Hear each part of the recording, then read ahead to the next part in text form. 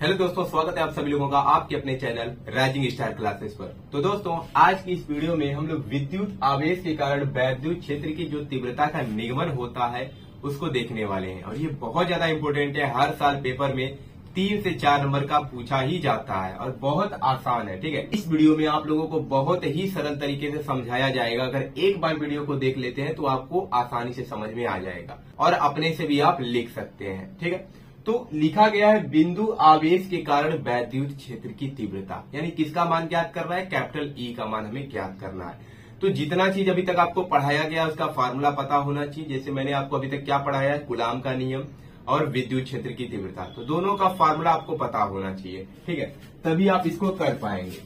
तो यहाँ पर हमने क्या ले लिया, एक बिंदु आवेश हमने ले लिया Q।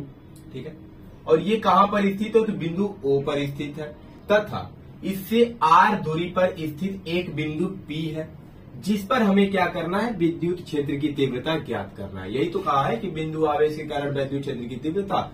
तो हमने एक बिंदु आवेश Q ले लिया और इसे R दूरी पर एक बिंदु P है, जहां पर हमें विद्युत क्षेत्र की तीव्रता ज्ञात करनी है। तो ये जो मैंने बनाया है इसको आपको हिंदी में लिखना होगा। देखिए, जैसे मैं लिखूंगा, अगर आप लोग वैसे पेपर में लिख करके आएंगे तो 1 नंबर भी आपका नहीं काटा जाएगा। तो सबसे पहले क्या लिखेंगे? तो माना कोई बिंदु आवेश Q है। ठीक है, माना, तो यहां से लिखेंगे माना कोई बिंदु आवेश Q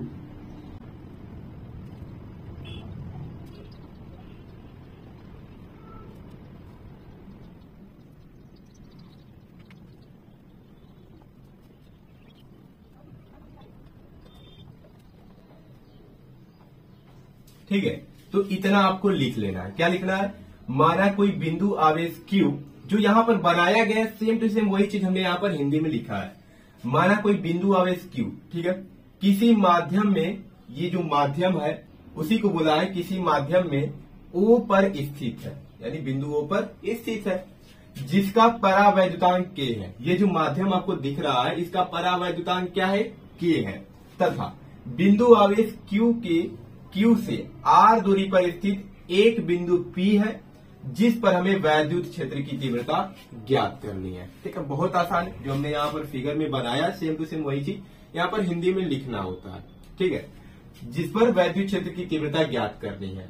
अब देखिए, कूलाम का नियम जब भी हम लगाएंगे तो हमें 2 आवेश की आवश्यकता होती है। F बराबर क्या होता है? 1/4πε0 के Q1 Q2/R²। तो 2 आवेश चाहिए, एक आवेश यहाँ पर है, तो हम क्या करेंगे? यहाँ पर लिख देंगे कि माना कोई बिंदु P पर एक धन परीक्षण आवेश Q0 स्थित है। अपने से एक परीक्षण आवेश मान लेंगे। ठीक है, ये ज्यादातर यूज में आता है। तो क्या लिख देंगे यहाँ पर? माना बिंदु P पर, माना बिंदु P पर एक धन परीक्षण आवेश, एक धन परीक्षण आवेश, ठीक है, धन परीक्षण आवेश Q0 स्थित है। धन परीक्षण आवेश Q0 स्थित है। बस इतना ही आपको लिखना है। ठीक है, इतना लिख देंगे तो आपका फिगर मतलब कंप्लीट है कि जो फिगर में आपने किया सेम टू सेम चीज यहाँ पर लिख दिया है। तो माना बिंदु P पर एक धन परीक्षण आवेश Q0 स्थित है। अब क्या करेंगे? जो कूलाम का नियम होता है उसका जो फॉर्मूला होता है उसको आपको लिखना होगा। तो यहां से क्या लिखना है? कूलाम के नियमानुसार। क्या हो जाएगा? कूलाम के नियमानुसार, कूलाम के नियमानुसार। तो कूलाम का नियम क्या कहता है कि जो लगने वाला बल होता है, ठीक है, वह दोनों आवेशों के अनुक्रमानुपाती, गुणनफल के अनुक्रमानुपाती तथा बीच की दूरी के वर्ग के व्युत्क्रमानुपाती होता है। और जैसे ही उसका नियतांक मतलब अनुक्रमानुपाती का चिन्ह हटाते हैं तो एक नियतांक क्या आ जाता है? K का मान होता है 1/4πε0 के। इतना आपको बताया गया था। तो यहां से आगे क्या हो जाएगा? F बराबर हो जाएगा 1/4πε0 के। ये K जो होता है स्मॉल K होता है, और Q1 Q2 का मान क्या है? केवल Q है, तो ये हो जाएगा Q। और Q2 का मान क्या है? तो Q0 है, तो ये हो जाएगा Q0। अब बटे क्या हो जाएगा? बीच की दूरी क्या है? R²। तो R का स्क्वायर होता है। इसको क्या मान लेंगे? समीकरण नंबर 1 मान लेंगे। ठीक है, यहां तक कोई दिक्कत नहीं हो रहा होगा। तो F बराबर 1/4πε0 की Q0 बटे R², समीकरण 1। अब इसके बाद क्या करना है, जो आपने विद्युत क्षेत्र का जो फार्मूला सीखा था उसको लिख लेना है। तो हमने क्या सीखा है, तो लिख देंगे विद्युत क्षेत्र की परिभाषा से, ठीक है, वैद्युत क्षेत्र की परिभाषा से, वैद्युत क्षेत्र की परिभाषा से,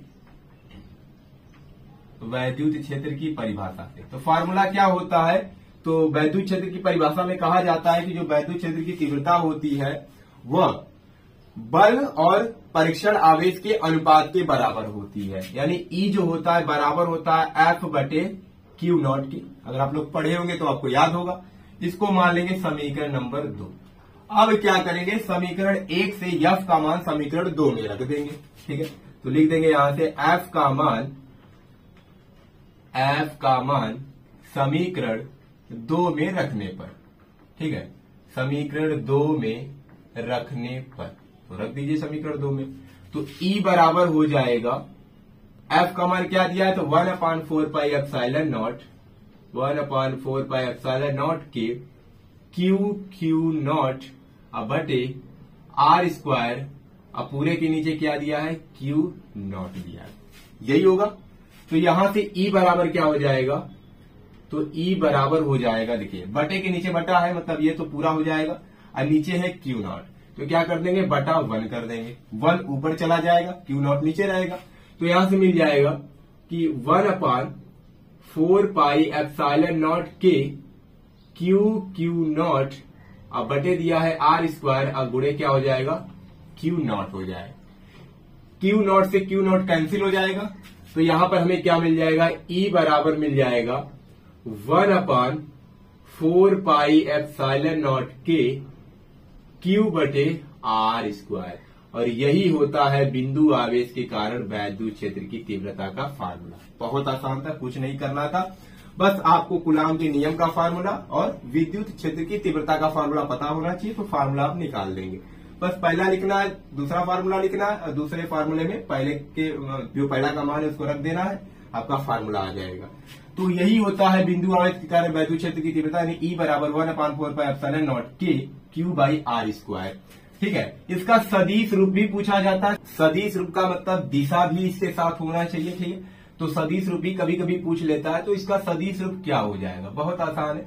तो जो सदिश रूप होगा इस फार्मूले का, सदिश रूप, ठीक है, तो ये हो जाएगा वेक्टर ई बराबर, सदिश का मतलब ऊपर एक तीर का निशान लग जाता है, 1/4 पाई एप्सिलॉन नॉट के क्यू बटे आर स्क्वायर, इंटू हो जाता है आर कैप। आर कैप क्या है, एक एकांक सदिश है। तो यही क्या होता है, सदिश रूप होता है बिंदु आवेश के कारण वैद्युत क्षेत्र की तीव्रता का। तो इतना ही आपको करना था। अगर इतना कर देते हैं तो 3 से 4 नंबर बहुत ही आसानी से मिल जाएंगे, कहीं जाने वाला नहीं है ये नंबर। और हर साल किसी न किसी सेट में पूछा ही जाता है, तो वीडियो देखकर आपको ऐसे ही नहीं चले जाना है, इसको नोट करना है, रिवाइज करना है, ठीक है। और ऐसा आसान तरीका कोई नहीं बताएगा, मैंने बहुत ही आसान तरीके से बताया, ये सब लिख करके कोई नहीं बताता है। और ये सब अगर लिख देते हैं तो जो एग्जामिनर होता है वो खुश हो जाता है और आपको नंबर दे देता है, ठीक है। तो चलिए मिलते हैं नेक्स्ट वीडियो में एक नए टॉपिक के साथ, तब तक के लिए धन्यवाद।